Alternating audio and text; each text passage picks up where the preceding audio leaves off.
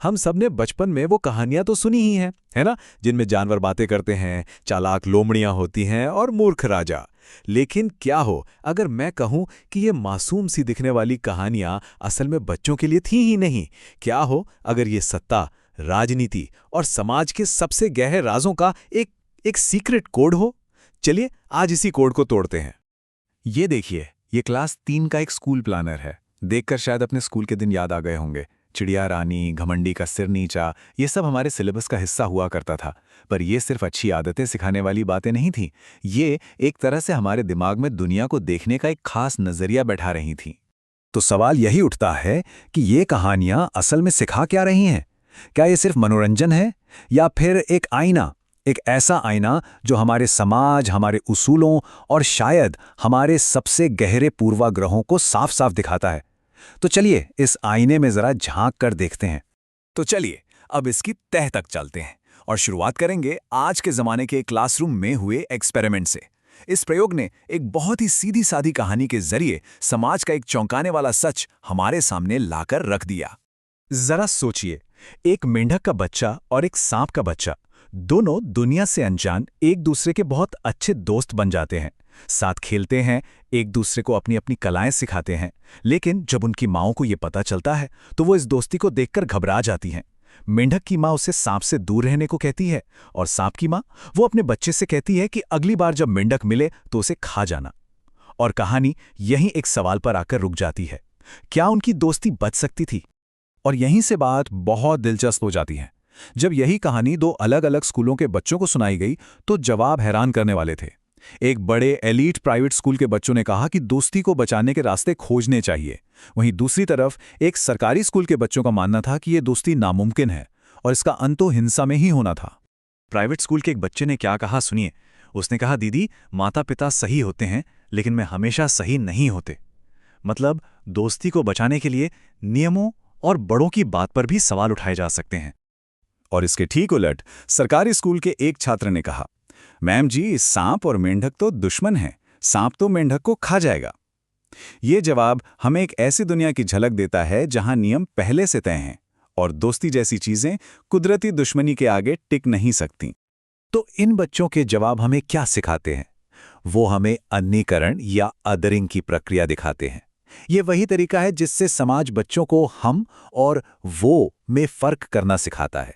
ये दंत कथाएं असल में एक आईने की तरह हैं जो दिखाती हैं कि हमारे समाज में भेदभाव की जड़ें कितनी गहरी हैं। अच्छा, अब क्लासरूम से निकलते हैं और सीधे चलते हैं सत्ता के गलियारों में, क्योंकि यहाँ शेर और लोमड़ी जैसे जानवर सिर्फ बच्चों की कहानियों के किरदार नहीं हैं, बल्कि ये शासकों के लिए सदियों से चली आ रही एक तरह की गाइड बुक हैं। शेर और लोमड़ी का ये आइडिया कोई नया नहीं है। प्राचीन रोमन दार्शनिक सिसरो से लेकर दांते और फिर मैकियावेली तक इन दो जानवरों का इस्तेमाल हमेशा शक्ति के दो चेहरों को समझाने के लिए किया गया है। एक चेहरा है बल का और दूसरा है धोखे का। मैकियावेली के हिसाब से एक राजा को शेर की तरह ताकतवर होना चाहिए ताकि वो भेड़ियों यानी दुश्मनों को डरा सके, लेकिन साथ ही उसे लोमड़ी की तरह चालाक भी होना चाहिए ताकि वो दुश्मनों के बिछाए जाल को पहचान सके। सिर्फ शेर होना काफी नहीं है क्योंकि वो जाल में फंस जाएगा, और सिर्फ लोमड़ी होना भी काफी नहीं है क्योंकि वो भेड़ियों से अपनी रक्षा नहीं कर पाएगी। और यही मैकियावेली के मशहूर ग्रंथ द प्रिंस का सार है। उन्होंने साफ साफ कहा कि एक कामयाब शासक को इंसान के बनाए कानून और जानवर की ताकत दोनों का इस्तेमाल करना आना ही चाहिए। उसे शेर और लोमड़ी दोनों बनना पड़ता है। तो ये कहानियां आखिर आई कहां से? क्या ये शुरू से ही बच्चों के लिए बनाई गई थी? जवाब है नहीं, बिल्कुल नहीं। चलिए दुनिया के दो सबसे मशहूर दंतकथा संग्रहों के असली मकसद को समझते हैं। सोच कर देखिए, दुनिया के दो सबसे मशहूर कहानी संग्रह कितने अलग अलग मकसदों के लिए लिखे गए थे। भारत का पंचतंत्र असल में राजकुमारों को राजनीति और कूटनीति सिखाने के लिए एक टेक्स्ट बुक थी, और वहीं प्राचीन ग्रीस की ईसप की दंतकथाएं एक गुलाम ने लिखी थी जो सत्ता पर तंज कसने और आम लोगों की बात करने का एक जरिया था। मकसद अलग थे पर तरीका एक ही था, जानवरों की आड़ में इंसानी दुनिया की हकीकत बयान करना। और पंचतंत्र का असर तो जबरदस्त रहा है। पता है आपको, दुनिया भर की 50 से ज्यादा भाषाओं में इसके 200 से भी ज्यादा वर्जन मौजूद हैं। ये सिर्फ कहानियां नहीं थी, ये भारत से पूरी दुनिया को भेजा गया रणनीतिक ज्ञान था। तो इन सारी बातों को एक साथ रखकर देखें तो आज के ज़माने में ये प्राचीन कहानियां मायने क्यों रखती हैं? जवाब इनके डिज़ाइन में ही छिपा है।